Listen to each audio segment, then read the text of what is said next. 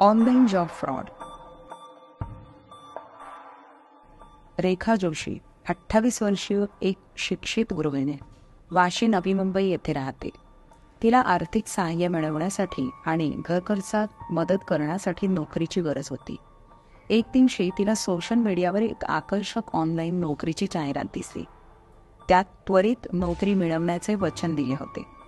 रेखाने त्या जाहिरातीवर क्लिक केले आणि तिला एक नोकरीची ऑफर मिळाली.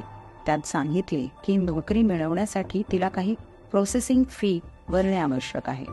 तिने विश्वास ठेवून फी भरली. त्यानंतर तिला आणखीन काही शुल्क भरण्यास सांगण्यात आले. रेखाने सर्व शुल्क भरले, पण नोकरीची कोणतीही ऑफर मिळाली नाही. पुढे तिला कळले की ती तिची फसवणूक होती.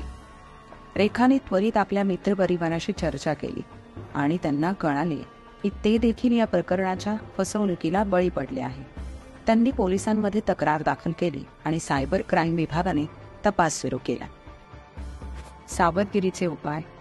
कोणत्याही अनधिकृत नोकरीच्या जाहिरातीवर विश्वास ठेवू नका. नोकरी मिळवण्यासाठी कोणत्याही प्रकारची प्रोसेसिंग फी भरण्याची आवश्यकता नाही.